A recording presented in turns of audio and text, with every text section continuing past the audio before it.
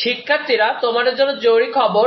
প্রথম থেকে দ্বাদশ শ্রেণীতে করোনা কতটুকু বাড়লে স্কুল কলেজ বন্ধ হবে। শিক্ষার্থীরা, তোমরা দেখতে পেরেছো যে ভয়ঙ্কর রূপে ফিরছে করোনা, অর্থাৎ 24 ঘন্টায় কিন্তু 13 জন শনাক্ত হয়েছে।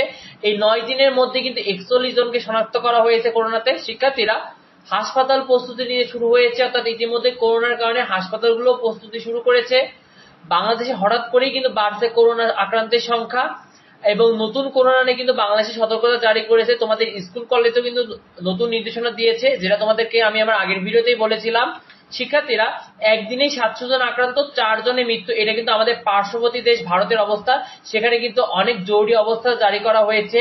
শিক্ষার্থীরা, করোনা সংক্রামক নিয়ে স্কুল কলেজ, দেখো করোনা সংক্রামকের প্রভাব কিন্তু অনেকটা বেড়ে গিয়েছে। প্রতিটি স্কুল কলেজের সাথে কিন্তু শিক্ষার্থী, শিক্ষক ও অভিভাবক কিন্তু যুক্ত থাকে।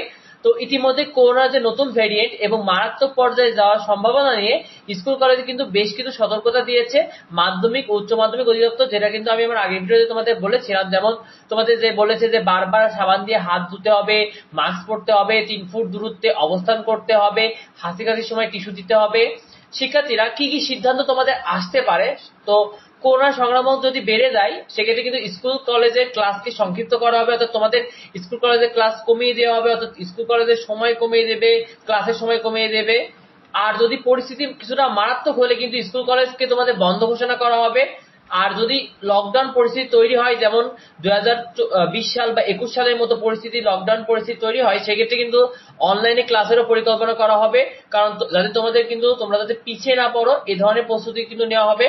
তো ভিডিওটি পর্যন্তই। পরবর্তী আপডেট গুলো পেতে অবশ্যই আমাদের চ্যানেলকে সাবস্ক্রাইব করে রাখো, এবং তোমরা কিভাবে পড়াশোনা ভালো করবে, যাবতীয় নোট কিভাবে পাবে, এটা কিন্তু আমাদের চ্যানেল তোমরা নিয়মিত পাবে, তাই অবশ্যই সাবস্ক্রাইব করতে ভুলো না।